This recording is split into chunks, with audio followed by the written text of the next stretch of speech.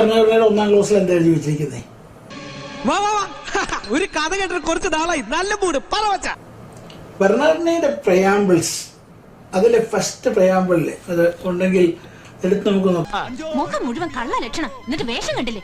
മലങ്കര സഭ അല്ലെ, മലങ്കര സഭ ഓർത്തഡോക്സ് സുറിയാനി സഭയുടെ ഒരു വിഭാഗമാണ് എന്ന് പറഞ്ഞാൽ ഇതിന് പ്രത്യേകിച്ച് അർത്ഥമില്ല.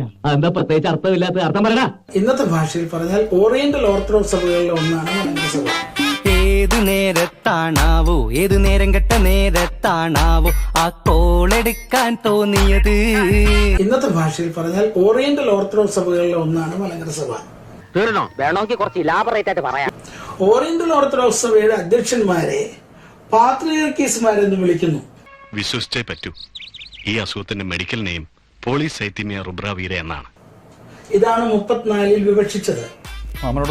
ഏതു നേരത്താണാവോ, ഏതൊരു നേരത്താണാവോ കൂടെ പോകാൻ തോന്നിയത്?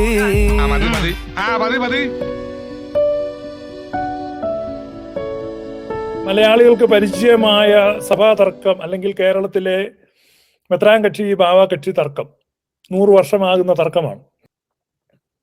100 വർഷം കഴിഞ്ഞ തർക്കമാണ്. അപ്പൊ ആ തർക്കത്തിൽ ഇപ്പോ സുറിയാനി സഭയുടെ ഭാഗമല്ല മലങ്കരയിലെ സഭ, ഒരു വിഭാഗമാണ്. ഇപ്പൊ ഇന്നലെ ഒരു ഇന്ത്യൻ ഓർത്തഡോക്സുകാരൻ എനിക്ക് അയച്ച ഒരു വോയിസ് ക്ലിപ്പിനകത്ത് അദ്ദേഹം പറയുന്നതാണ്, അവരുടെ ആത്മീക ആചാര്യന്മാർ പറഞ്ഞു പഠിപ്പിക്കുന്നതാണ്. അപ്പൊ എനിക്കിത് മനസ്സിലാകുന്നില്ല. നിങ്ങൾക്ക് മനസ്സിലായെങ്കിൽ ദയവായി കമന്റ് ചെയ്യുക. എന്താണ് ഭാഗം, എന്താണ് വിഭാഗം? മലങ്കരയിലെ സഭ സുറിയാനി സഭയുടെ ഭാഗമല്ല, അതൊരു വിഭാഗമാണ്.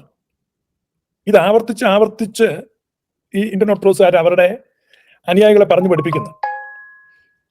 അപ്പൊ പാർട്ട് ആൻഡ് ഡിവിഷൻ എന്ന് ഇംഗ്ലീഷിൽ പറയാം. ഭാഗം എന്ന് പറഞ്ഞാൽ ഇറ്റ്സ് എ പാർട്ട് എന്ന് പറയും. It's not a part, it's a division. എന്താണ് ഈ പാർട്ടും ഡിവിഷൻ? ഭാഗവും വിഭാഗവും തമ്മിൽ എങ്ങനെ നമുക്ക് മനസ്സിലാക്കാൻ പറ്റും?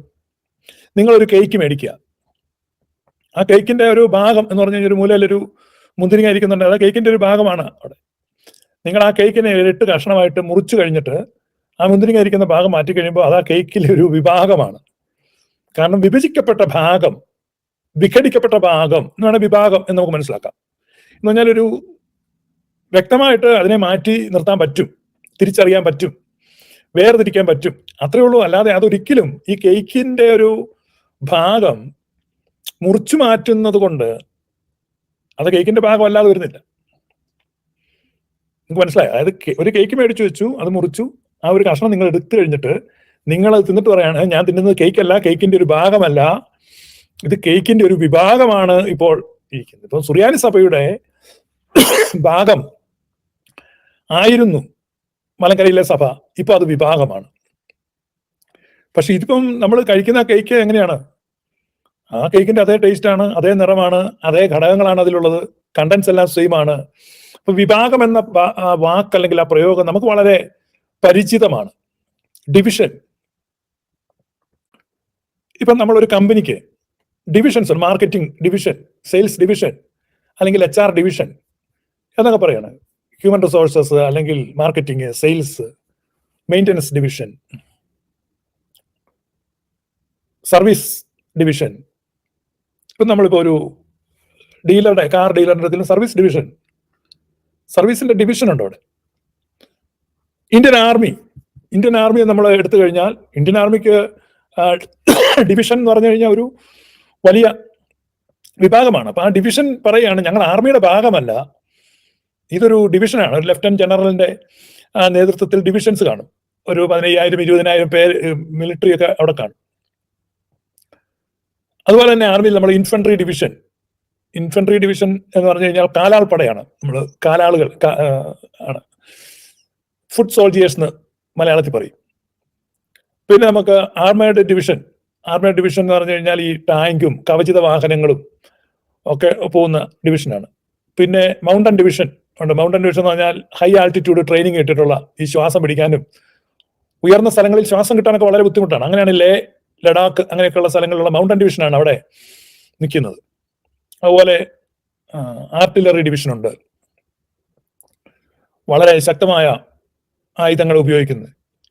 പിന്നെ അതുപോലെ തന്നെ നമുക്ക് റാപ്പിഡ് ഡിവിഷൻ, സ്ട്രൈക്ക് ഡിവിഷൻ, ഇങ്ങനെ ആർമിയിൽ ഒരുപാട് ഡിവിഷൻസ് ഉണ്ട്.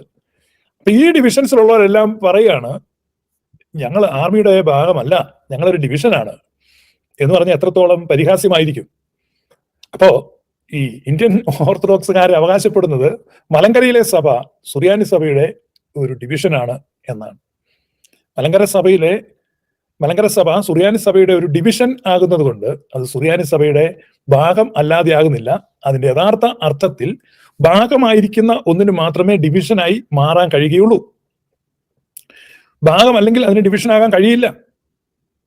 നിങ്ങൾ ചിന്തിക്കുക. കാരണം നിങ്ങൾ എത്രത്തോളം നിങ്ങളുടെ നേതാക്കന്മാർ പറഞ്ഞു പറ്റിക്കുന്നു എന്ന് അറിയുക. പറഞ്ഞത് കേരളത്തിലെ പൂർവിക സഭ യാക്കോബായ സഭയാണ്, വേറൊരു സഭയല്ല. ഇതാണ് യാഥാർത്ഥ്യം. ആ സഭയുടെ ഒരു ഇൻഡിവിസിബിൾ പാർട്ടാണോ ഡിവിസിബിൾ പാർട്ടാണോ എന്നുള്ളതാണ് നമ്മുടെ സംശയം.